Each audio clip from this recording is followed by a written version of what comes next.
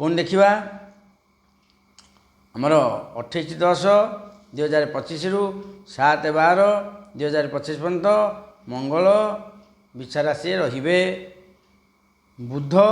26/10/2025 रु 29/12/2025 पर्यंत बुध भी से बिछारे अवस्थान कर सब भाई मानकर कौन फल आछे देखिया। मिथुन राशि 5-3-6-3-7-3 ये भाई मैंने कौन फल पाँच ना जदि मंगल रहिले बिछावे मिथुन बुध हेले षष्ठ षष्ठे कौन हम ना ऑपरेशन जोग चर्म किसी रोग सृष्टि गैस एसिडिटी ये सब अहेतुक न हो पारे 25% रहिबो। बुध षष्ठ कार्य सफल लाभ कर्म क्षेत्र में सम्मान ऑपरेशन हेले भी बड़ धरण क्षति ना सुखीज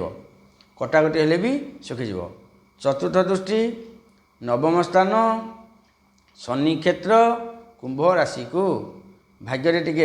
हानि रोचे धर्म टे करने को इच्छा हेनी टे अपजस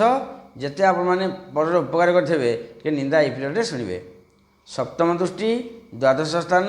शुक्र क्षेत्र वृष राशि को आयठू व्यय अधिका रोचे राति निद्रा भल उत्तम निद्रा न हो पारे टे जिनस हजिबा चोई भय ये रोचे अपमान जग भी रोचे। अष्टम दृष्टि लग्न स्थान बुध क्षेत्र मिथुन राशि को कटा कामुड़ा भंगा रक्त क्षरण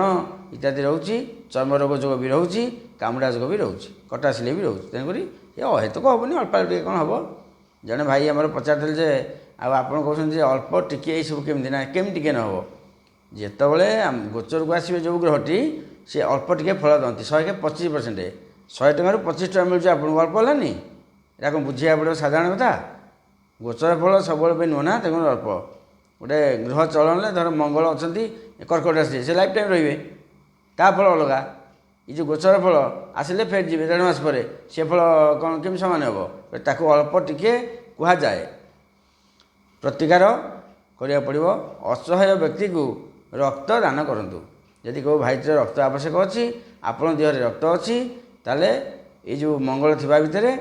जिते गोटे मंगलवार जा रक्तदान करंतु ता फल निश्चय शुभ आसो पे देखिए अलग अच्छी।